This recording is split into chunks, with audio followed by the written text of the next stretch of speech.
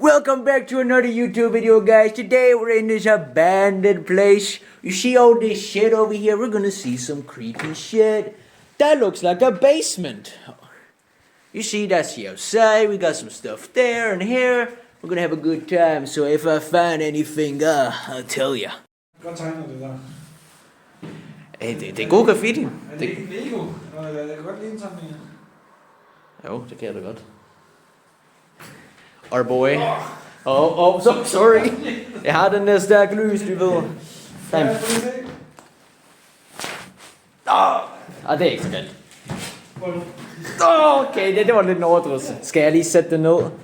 Jeg kan godt lade den... jeg kan ikke få den. Prøv lige at lægge mærke til... Prøv at holde din sådan her. Bare sådan her.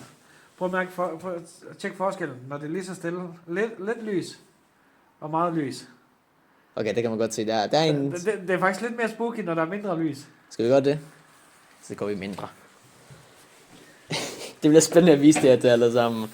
You got this, guys, right? You seen this? Yo, empty cribs!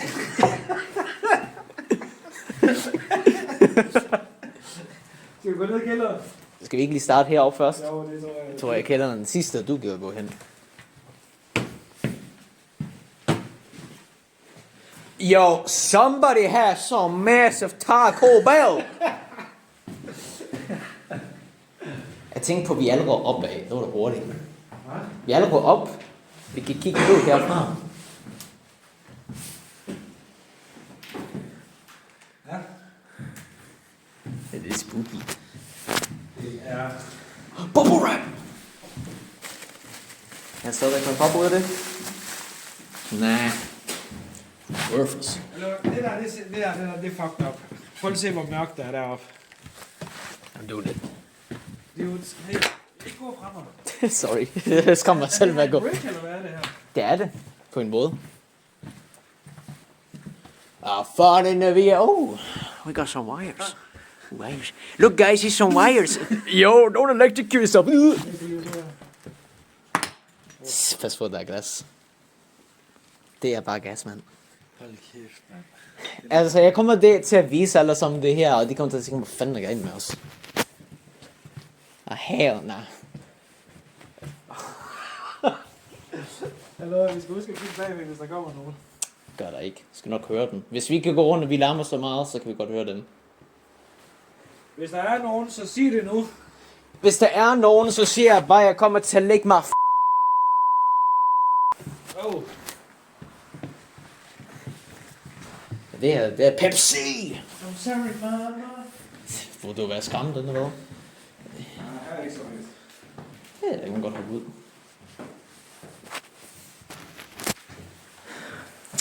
Goddamn people and their Nazi propaganda. Jeg skal virkelig passe på med alt det her glas. Ja, der er meget glas. Og det er meget glat. Hvad er det? Så det er fireworks? Det er fyrværkeri? Ja, tror jeg. Jeg ved det ikke. Måske jeg kan finde noget til min Hope Du kan få nogle par idéer herfra. Okay. Party! Pas lige på, hvad der er en boks. Og vi ved da ikke, hvad der gør mig så der. It was nothing! Okay, fint.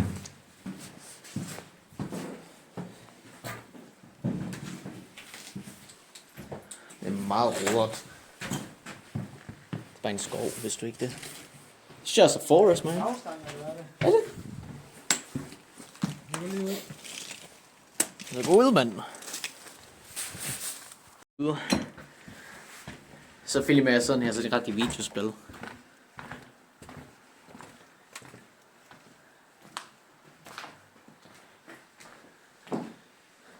You have more square meters here.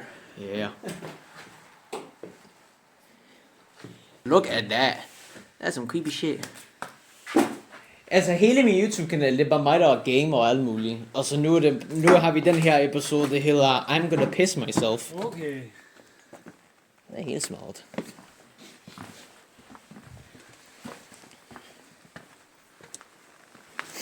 Ja, det lugter lidt her. Okay, det er lige en rigtig hotelrum, der plejer at være her. Sorry. Det var bare en Jet set, down with us. Poke him with a stick. Poke him with a stick. Sorry. Det var ikke mere. Ja. Okay, jeg håber det er okay. Det er sjovt. Altså det her den første. Det har jeg set igen. M plus R. Det betyder, det er måske en eller anden street artist mark. Wow. Powwow. Husk det her, det er MT Cribs. Hvad har vi herovre? See you in hell, I'm not going I'm not going there. Hvad har vi herovre dog? Vi skal kigge lidt rundt. Det her ligner en indgang. 2 rumme. Der er en penis on the wall. Er det? Ja. Ah! My ex. Oh! Penis. We all love it. Yeah, face for real, motherfucker. Look at them balls. Look at them balls. In my charm. 21. 21. I have to take a shit. Oh, okay. Go mind your business, man. Maybe I can take a shower too. I'm gonna film it all because you know. Hvad laver du? I'm taking a shit. For jeg tror, du kom til skade. Ikke skam mig sådan der. I'm taking a shit. Jeg har aldrig lavet den der lyd igen, ellers så tæsker jeg dig. I have to squeeze that shit out. Okay, mand. Den er helt smeltet, lignende. Okay, let's go to hell. Nej, det er ikke herovre. Det er helvede, det Hvor der. kom vi fra? Vi kom derfra. Gør vi? Er du for vild? Vel, jeg har en idé. Grenade. Grenade out!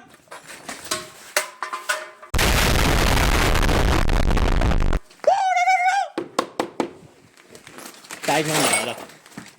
So one there. We're safe. I think. Jeg tror, det er ret stort. Jeg troede ikke, det var så stort. Vi kigger på begge af vores sider. Du tager den side, jeg tager den her side. Check. 1, 2, 3. Det er en skab, det er en skab. Check. I got your back. I got your back. Check, check. Check, check. Jack! Where are you, Jack? Jack! Come back, Jack. Come back. Help me, Jack! Jack. Det her det er fucked up her. Det er heldigt. Hvem har haft tid til at ødelægge alt det her? Jeg tror det selv falder sammen til at være ærlig. Ja, det kan godt være, det er på grund af vind og What are vejr. you doing? We're outside Men det again. bliver kun værre og værre. Og her skal vi passe på. Hvad skal der Det her, vi er udenfor nu. Vi er udenfor igen. This is the outside. Ja, taget ser ikke godt ud. Men det, her er det brændt. Ja, vi har været her. Det er udenfor. Det var bilen ligger lige derovre. Men jeg ved det. Det er udenfor. Du ser, det er brændt her. Det er det også. Måske derfor, det bliver lukket ned. Det kommer i brand. Skal jeg gå først igen? Prøv at se her. Det er det, jeg godt kunne tænke mig. Hvad? Jeg kan godt tænke mig, at vi slukker den her. Sluk. Hvorfor får du slukket den? Og tag den. Vil du også filme? Og så tror jeg, jeg vil lave et eller andet. Fuck det.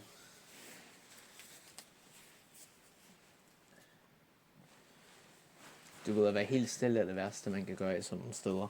Det er så kan du høre alt, hvad der sker, og så skræmme. Prøv at slukke dit lys. Eller, jeg prøver bare at slukke det. Og så bliv der. Ja. Ej, du gør ikke det her mod mig, gør du?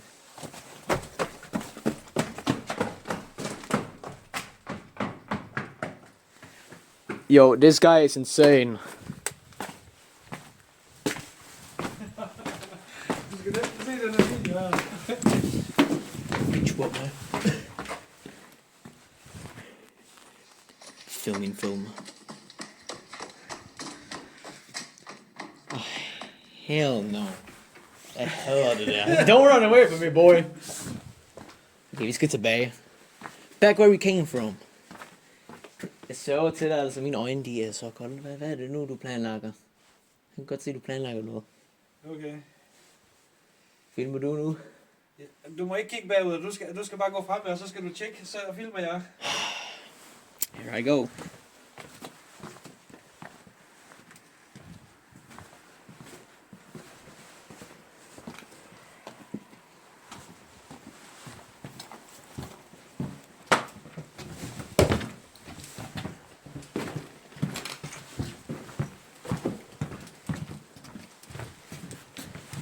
What's up, guys? Welcome back to another video. Today We're gonna die.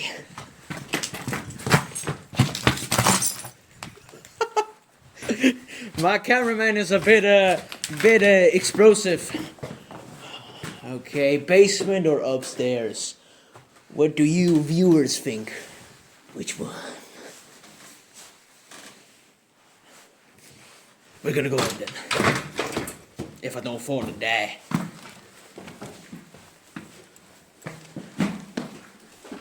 Jeg ved ikke, er det muligt at komme op? Okay, skal jeg passe på.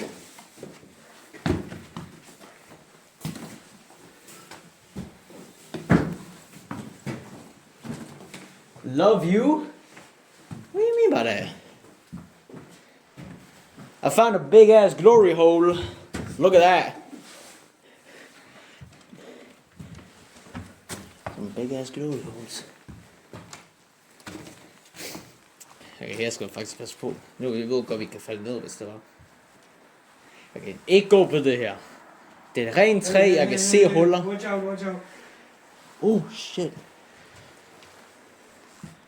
Don't do that. Det må godt falde igennem. I think we should go back. Ja, jeg tænker på, det er bedre at være herovre. No, my cameraman. No, I'm cameraing the cameraman. Ja, nu skal vi se. Det var rigtig godt. Min mor kommer til at være så sur på mig, efter jeg er færdig med det her. Jeg tror faktisk nogle gange, så skal vi lige passe på, hvor vi går igen. Det her er specielt. Det her er rent træ, så vi godt går igennem. Og det er ikke bare gå tilbage for sikkerheds skyld. Det kan godt være meget farligt, det her. I want to be on the safer side. Det så vi også. Men det her, hvem har... Look at this monkey breaking the fucking wall. It's honestly insane. What's up, guys? We found some blood. That looks like blood. We gotta be careful. There's blood territory. Bloody motherfucker, bloody. He scared the shit out of me. This part scared the shit out of me. I thought he was a person, man. I thought I was about to fucking pee myself. Men jeg kender godt den der tegn. Jeg ved godt, hvor det er fra. Hvor er det fra? Det er fra Murderons. It's Murderons. Cite me. Det er den der tegn, den der Solver tager. Nu skal vi gå til basement. Ved du hvad kunne være sjovt? Hvad? Ja. Det var godt. Vi har da faktisk sjov her, det er ikke så galt. Indtil vi går ned i kælderen og går alene til sidst. Vi har ikke brug for at gå alene, hvis du ikke har lyst til det. Men nu jeg tænker på det selv, det er måske ikke en god idé. Jeg tror steden var mindre. Det troede jeg også faktisk. Men sådan der Google Maps viser ikke ret, de slår sådan en, de gør den. Got two at the price of one. Jeg tror det er fucked up. Så skam hvad som helst, der er dernede som dyr. You know. Jeg ved godt, jeg taler meget om dyr, men det er det, vi skal passe mest på. Ikke hop på døren. For at være sikker på, at den kan holde sig. Jeg er nødt til at have mere lys her. Okay, det er også fint at gøre. Så tager jeg min brightness ud. Brightness activated. Jeg gætter på, at nogle mennesker kommer til at se det her og tænke på, hvor fucking dum kan man være? Ej! Ja, der. Der går godt, der kender det herinde. Okay, se ud til Det var ikke så dybt. Nej, det er heller ikke. Det er fyldt med lort derinde. Ikke rigtig lort, men du ved. Lort. Som trash. Jeg tror, der har været her. Ja, nogle personer, nogle dyr kan det også på. I have my camera, I'm not afraid to use it. Loftlys. Jeg ved ikke tænke på, at power virker her længere. Nej, Hvad fanden er det? Jeg troede, den der stang lige der var noget, men det var det ikke. Stanken eller noget. Coat hanger! I've always wanted a coat hanger. Time to hang myself. Den der over det hele, altså, den der. Har du set den før? Nej. Den er over det hele, den der. Altid. Jeg tror, det er et gammelt hotel, det her. Var det lige sådan noget? Jeg ved da ikke. Altså, der har været rigtig mange rum. Det er meget god viser. Skal du gå her? Start med den mindste sted. Okay, den er lidt boil. Hell in a closed door. Den dør virkelig stadigvæk. Room free. Kick that. Ja. Is FBI, motherfuckers! FBI, open up! Open the fucking goddamn door! I'm gonna fuck your mama. Oh my god. Oh, lot of water. It's ice. Ice, baby. Ice, baby. Det må være en af painting. Og det er is, det der. Ren is. Der er ingenting på. Nå, for her. Tror du, det er sundt at sove her? Nej, jeg tror, det er meget dårligt for lyngerne, det her. Meget dårlige piber. Jeg virkelig håber, vi ikke får noget i vores lynger, mens vi er her. er fucked up. Har du været derovre? Har du set den? Hvor? Den anden rum, du sagde, der er fucked up. Det, nå. Nej, jeg mener, alle rum er Nå. fucked up. Hvor er dine bande steder, altså? Okay, her pas på. Go away, fucking insekt. Det er første dyr, jeg så Det er endnu. alligevel beton heroppe. Ja, det er her, hvor alt det shit happens. Like me getting born. Alt er ødelagt. Alt, ja, like my fucking soul. Så er der paint.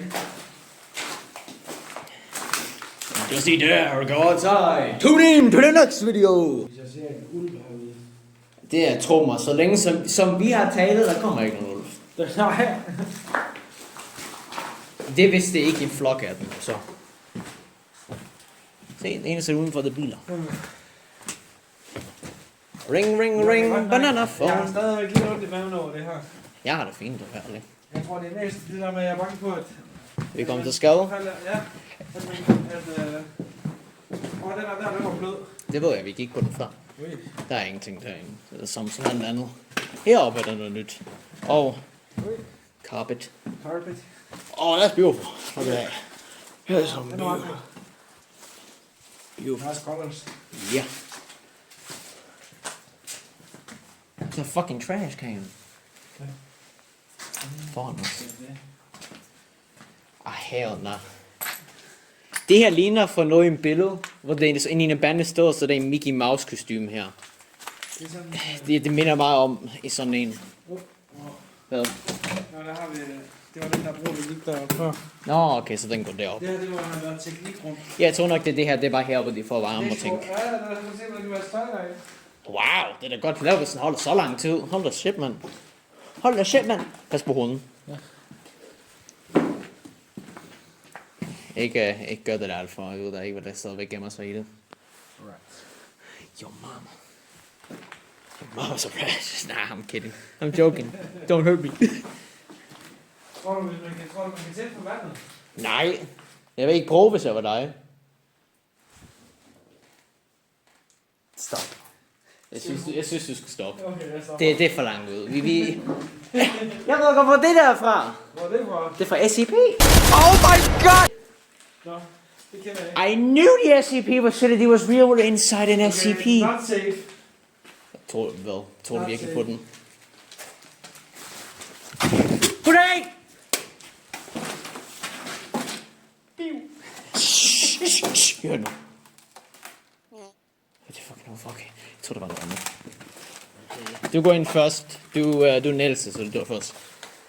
Det der, det er ikke. Det er meget... Jeg tror nok, de siger, at det ikke er safe, for at du kan risikere at banke hovedet. Jeg tror nok, det er derfor. Ikke på det, fordi der er noget herinde. Okay. Er du klar til at gå derind? Nej, det er too much. Jeg gider ikke at kravle i sand lige nu. Du kan gå ind, hvis du har lyst til, men jeg bliver her. Jeg gider ikke kravle. Jeg holder en telefon i hånden, jeg er fuldhændig. Det er ikke nogen excuse, jeg har ikke lyst til. Det er meget mere, jeg har ikke tid til at kravle. Jeg har ikke nye bukser lige nu. Sådan, så kan den her stå få min DNA.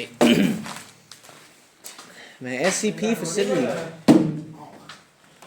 But the fact, we're inside an SCP Foundation facility. We're the test subjects. We're gonna die tonight. Skal vi prøve at gå op her? Jeg ved det, ja. Vi går op. Jeg tror også, vi er færdige nu. Synes du ikke? Jeg tror, vi har set det hele nu. Jeg tror, vi har set det hele. Pas på. Jeg skal ikke lyve.